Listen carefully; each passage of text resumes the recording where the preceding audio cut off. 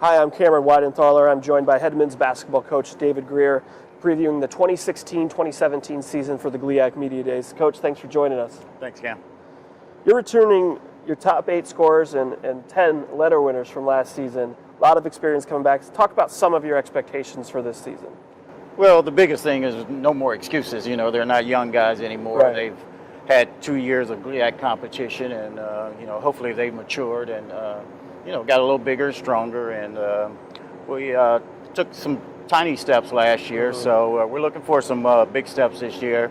Obviously, the competition will be real tough in our league, but with some veteran leadership coming back in Mike Lewis and Clark Bishop, we're anticipating some good things. Moving to the young guys, are you looking for any production from the newcomers? Well, really, Ronald Booth, I'm looking for him to make some really big strides. I count him as a newcomer, being a sophomore transfer last year, getting to know the system. I think Ronald will make the biggest strides, just knowing the system and, just having the respect of his teammates, learning his teammates.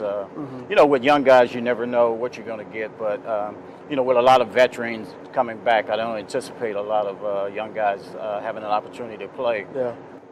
Showed improvement, like you said, from 2 seasons ago, 7 wins last year. How do you see this whole roster progressing as they get older alongside those veteran leaders? Well, it's really tough. Sports is a tough animal in itself because, just learning how to win is a process. And when you're in a really tough league and you're just trying to build confidence, it's really tough to do when you're not having the results you want. But I think our guys, have shown the ability to bounce back, and they put in a lot of work this summer. And like I say, just knowing exactly what's ahead of them, I think they'll be prepared. You've never been one to schedule an easy schedule. It's no different this year with an exhibition at Detroit Mercy. Talk a little bit about that game and just the GLIAC schedule as a whole. Well, the Detroit Mercy game is real special just from the standpoint of having used to coach there. Right. And crosstown rivals from the standpoint that a lot of our guys know their players, have played with them. And we used to play a long time ago. They used to call it the Mayor's Cup. And it used to be a big rivalry in the city there. And hopefully we can get back to that point of playing every year. But it'll be an exhibitionist game. They'll have a very good team. They'll be very disciplined.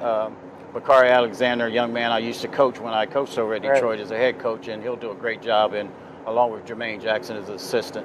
Talk a little bit about the GLIAC schedule as a whole. You touched on it. Tough league to play basketball in. Well, it's a good league, from the standpoint that traditionally it's pretty balanced. I mean, you get some teams that are on top for a couple years, and then you get teams that just sort of rotate. Finley has been a traditional power out of the teams out of Ohio, but obviously, Fair State and Saginaw Valley will be 2 really good teams. Saginaw Valley went to the Elite 8 last year, and they returned probably the best player in the league, so it'll be on a challenging schedule for us.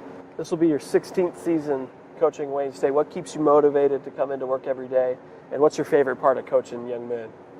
Well, Wayne State's a great place to work. You don't spend 16 years at a place and not enjoy it. The institution is a great academic institution. Certainly our athletic department is a big part of that, and reaching out and working with young people has always been my passion. I remember when I was in college, and my summer job used to always be working at the YMCA. I used to work at the Y every summer. And so I've always had a passion for working with young people and watching them develop and, being part of their development of young men. And that's what keeps me motivated. And certainly this group will be no different. All right, Coach, thanks for the time and good luck this season. Thanks, Cam.